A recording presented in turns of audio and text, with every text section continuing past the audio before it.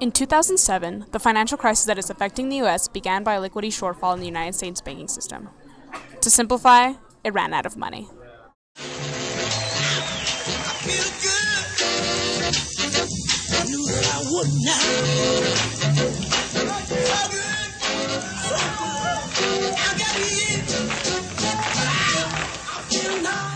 This guy right here is Bank of America. He is about to lend this high-risk borrower tons of money that person will probably never pay back, or at least have troubles paying back. Yet he does it anyway. That eventually leads to his loss of cash.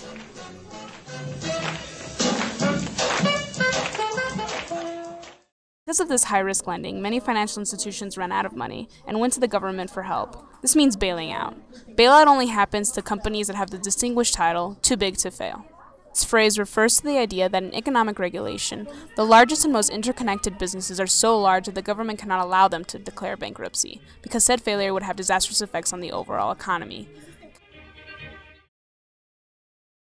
Many critics that are against this bailout ultimately believe that the bailout of the banks causes dangers to free market and causes socialistic bureaucracy.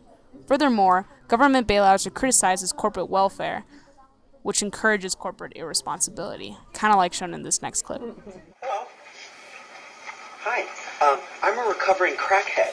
This is my retarded sister that I take care of. I'd like some welfare, please. Contrary to the opposing side, many believe that the bailout of these essential banks, Bank of America, Citigroup, Chase, and Wells Fargo, is essential to the economy for these two reasons. According to the book, Too Big to Fail, Policies and Practices in Government Bailouts, the financial sector, which means Wall Street and banks, of the U.S. is the heart of the economy.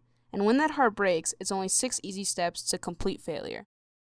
In a quick class of Economics 101, the 6 easy steps begin with step number 1, the banks running out of money, which stops them from lending. Step number 2. Because there is no new lending, credit cards begin to cut on the amount they give to consumers. Thus, more people begin to save only on essential needs, like paying the bills, instead of eating out at restaurants and shopping. Step number 3. Since consumers are not spending money on restaurants and shopping, slowly but surely businesses begin to fail. Since business, in general, is already quite a gamble, when consumers don't come, it's only natural that they begin to lose. Step 4. Unemployment goes up. Since businesses begin to lose money, they begin to lay off hundreds and thousands of people from their jobs. Like in last year's particular case, unemployment rate hit a record 9.7%.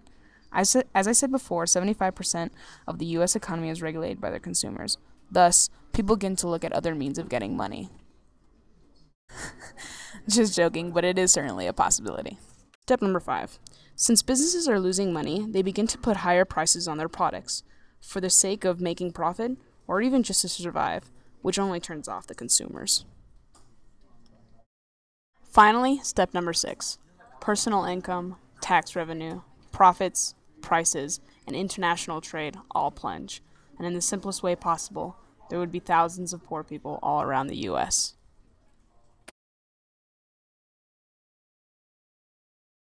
This is Bank of America after his lending spree. He has lost up to $5.2 billion in last year's fourth quarter alone. Now that the banks were failing, the government had to come in and buy shares from the banks at low prices, which gave them money to sustain themselves. According to CNN Money, the Treasury Department has invested $200 billion in hundreds of banks through its capital purchase program in an effort to prop up capital and support new lending. This new policy allowed banks to slowly prosper. Several financial institutions are set to pay back $68 billion to taxpayers. This video was recorded in June 2009. Since then, the banks have paid back up to 50% of the total amount borrowed. From this payback, the banks have bought back their shares for more than had been sold, thus giving the government a hefty profit of $28 billion. This profit can be used on other expenses such as creating more jobs, better education, and an overall healthier nation.